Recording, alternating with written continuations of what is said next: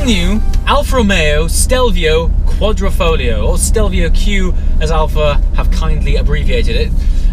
We are in the Middle East. We are in the state of Ras Al Khaimah, which is just outside of Dubai, and I conveniently find myself on one of, if not my all-time favourite driving roads. It's called Jebel Jais, and it winds its way up to the tallest point in the Emirates.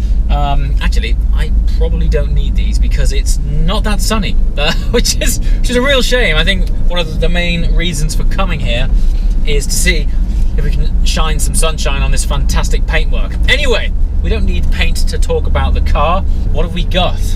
I think what says a lot about this car is that its 2.9 litre V6 twin turbo engine, pushing out just over 500 horsepower, was developed in conjunction with Ferrari.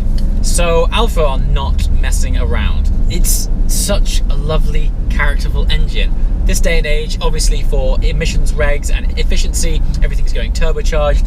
And one of the problems with that is you can lose a lot of engine character, particularly in cars which have to do two jobs like this one. On the one hand, yes, it is a quadrifoglio, so it's designed to be sporty.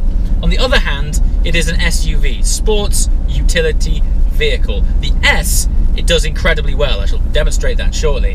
The UV, the utility vehicle, well, this is where the engine plays into it as much as it does the fact that it's 5 doors, big boot, etc. I think over the years, SUV has become quite a loose term in that it's just a less practical 4x4. This, however, when you get up it is really, it surprised me. Rightly or wrongly, I thought that I might be coming out to drive just another SUV. However, the turn-in on this is phenomenal. You can actually, if you time it right and you've got plenty of throttle after the apex, it actually oversteers. How cool is that? And it does it all in the relatively practical package that is the standard Stelvio. Anyway, into race mode. Hear that shift? It absolutely slams it home. Wow, and it's got some serious torque. Now, while I'm hooning it up this phenomenal road, let's give you guys a bit of the data to give this thing some context. So, 0 to 60, 3.8 seconds. Don't forget, this is an SUV and we're in the threes. This car as well is going up against the likes of a Porsche Macan. Now, what makes this a little bit different is that it actually weighs 100 kilograms less than a Porsche Macan, which means power to weight is greatly in favor of this car. But also, it seems that the center of gravity is very well placed. It's light. It just handles so well. Let's test these brakes out. These are the standard steel rotors. Lovely. Watch this. If I look at that, just past the apex, a little bit of gas, and it favors. Are we ready? A tiny bit of oversteer rather than understeer. How happy does that make you? Very. This is quite clearly a car for mums that take the school run very seriously. Very confidence inspiring.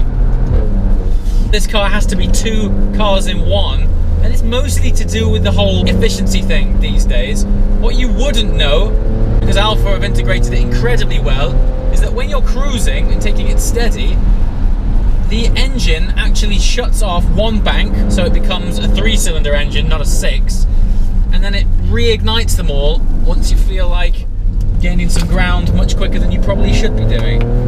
The transition between those events happening, from going from 3 back to 6-cylinder, is utterly seamless. What else is cool?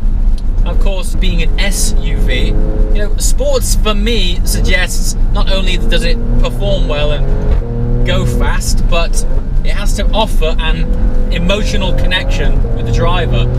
Now, this having a helping hand from Alfa's friends over at Ferrari, it's actually got a flat plane crank, so it sounds so lovely. Listen, and listen to the shift now. You ready? It's got a nice whip crack on the upshift. I'm pretty sure SUVs shouldn't be this good. It's amazing. Wow.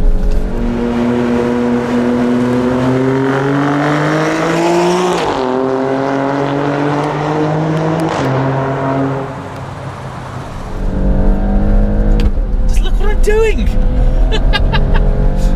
In an Alfa SUV. And that's something else to mention.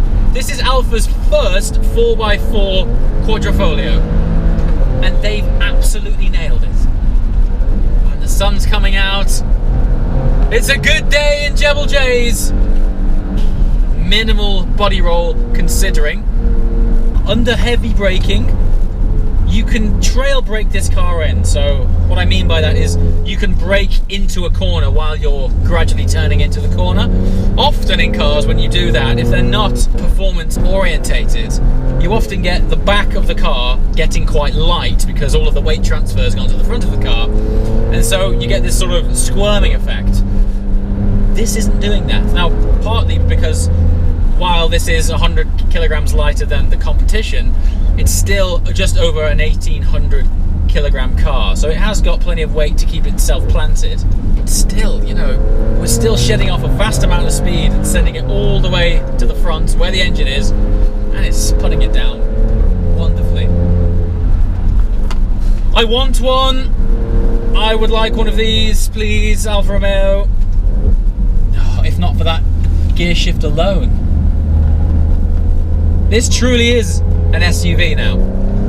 Just by putting this gearbox in. I mean, the engine's fantastic, but you can't just have a great engine. The number one thing is it's inspiring me to keep going. I just want to keep driving. Well done, Alfa. So, first drive done. Phenomenal. Also, the sun has just come out, so I thought we'd take a walk around this while the sun is showing up to the paintwork. Got some awesome details on this car. I'm going to start with the brakes because they slow down this plus 1800 kilogram of a car something special. I mean, I've been going up and down. Check this out. This road, it winds on and on and on and on and on. Yeah, I've been going up and down that all day. Very little fade. Don't get me wrong, it's not a track car, but it's been holding its own fantastically well. It sounds, check out the pipes. It sounds brilliant. As I mentioned, a flat plane crank, 2.9 litre V6 twin turbo. But the way this thing puts out the vocal cords is impressive. I guess, again, that's because it's been developed with the guys from Ferrari and just had a little Italian flair sprinkled on it. My favourite features of the whole car is the interior. Now, I have spent some time in the standard Stelvio. Nice place to be, but this, they've really upped their game. Let's check this out. Smatterings of Alcantara everywhere. The seat is developed in conjunction with Sparco. So they've got these really thick side bolsters, which is a really comfy seat. But when you're really taking the kids to school fast, these things are holding you in place big time. But it's the use of carbon fiber. The whole side of the seat here, carbon. Nice carbon trim on the wheel. Alcantara clad on top with matching red contrast stitching. Alfa Romeo embossing on the headrest, but this I think is my favorite feature: the carbon backed sculpture of both of the front seats. Look at that. What a great place to be, huh? You wouldn't mind having a back seat if you could stare at that much carbon all day. And again, carbon door inlays. The whole thing, I really like. I could genuinely see myself owning one of these cars. I think it's awesome. And they sound great too. Now, little details like vents on the bonnet might not seem a big deal, but when I pan back like this, look how much more aggressive it looks for it. Really subtle, but great flair. Yeah, I'm a big fan of the way this car looks. It's got excellent stance. The side profile is great. Yeah, really impressed all round. So there you have it. My first drive in the Stelvio Quadrifoglio. Big fan. I'm hoping to get my hands on one of these in the UK, and if I still like it then, I would genuinely consider buying one. I think people will be taking a lot of lessons from this car moving forward. SUV market is exploding. It's one of the fastest developing markets in the automotive sector right now, and every man and his dog is launching SUVs. So yeah, this is great. I'm really thankful that Alfa are back and that they've put this spanner in the works for everyone else, because it's only going to make everyone else step up their game. They've made it sound good, look good, handle great, brakes are fantastic, and it's still practical. I mean, what more do you want? Well done, Alfa. Comments below. Love to hear your thoughts on it. Would you go for one of these over a Giulia Quadrifoglio? Depends on what you're after. No doubt about it, the Giulia, better for drifting. But yeah, in terms of just an all-rounder that ticks lots of boxes, you'd be hard-pushed to find anything with this much fun and practicality in one. And that's coming from someone who's an RS6 owner, so doing well. As always, guys, thanks for watching, and I'll see you next time. Ciao!